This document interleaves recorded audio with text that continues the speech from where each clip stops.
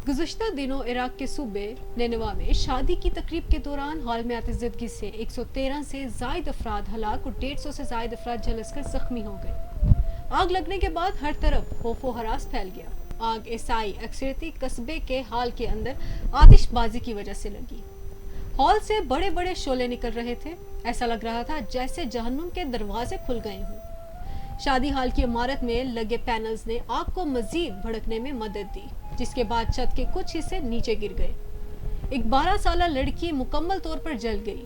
इब्तिदाई तौर पर यह भी कहा जा रहा था कि दुल्हा और दुल्हन भी जान से जाने वालों में शामिल हैं। ताहम बाद में पता चला कि दोनों बाहर निकलने में कामयाब हो गए थे।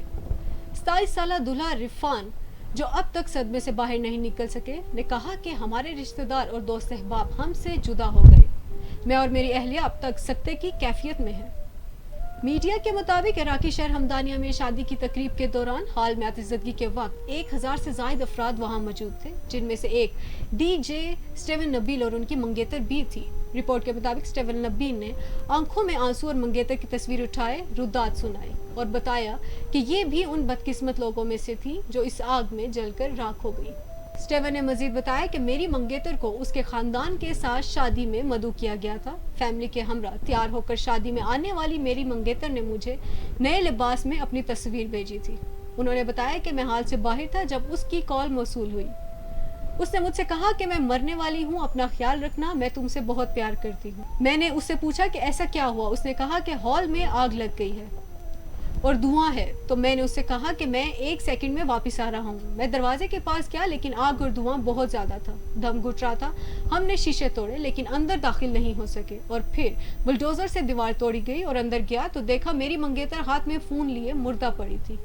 मीडिया रिपोर्ट के मुताबिक शादी हॉल में लगने वाली आग हादसाती और गैर इरादी तौर पर लगी। रिपोर्ट में बताया गया है कि एक ऐसी इमारत में 900 अफराद को दाखिल होने की इजाजत दी गई, जहां सिर्फ 400 लोगों की गुंजाइश थी।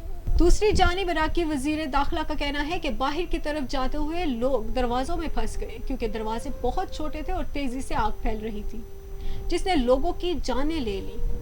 इराक के वजीर दाखिला ने ऐलान किया कि तफ्तीशकार हमदानिया में आतिशज़दगी का जिम्मेदार संगीन गफलत और हिफाजती इक़दामात के फुकदान को करार दे रहे हैं। आतिशज़दगी का ये वाक़या हालिया बरसों में पेश आने वाले इस तरह के इन वाक़यात के सिलसिले में ताज़ा तरीन है, जिनके बारे में कहा जाता है कि ये सब लापरवाही, नरम क़वायद और बदईमानी की वजह से हुए। रिपोर्ट के मुताबिक शादी हाल में आग हादसाती और गैर इरादी तौर पर लगी। रिपोर्ट में यह भी बताया गया है कि एक ऐसी इमारत में 900 अफराद को दाखिल होने की इजाजत दी गई, जहां सिर्फ 400 लोगों की गुंजाइश थी। वजीर दाखिला ने कहा कि आतिशगीर आराइश आग के तेजी से फैलने का सबब बनी। बाहर की तरफ जाते हुए लोग दरवाजों में फंस गए, क्योंकि वो बहुत छोटे थे।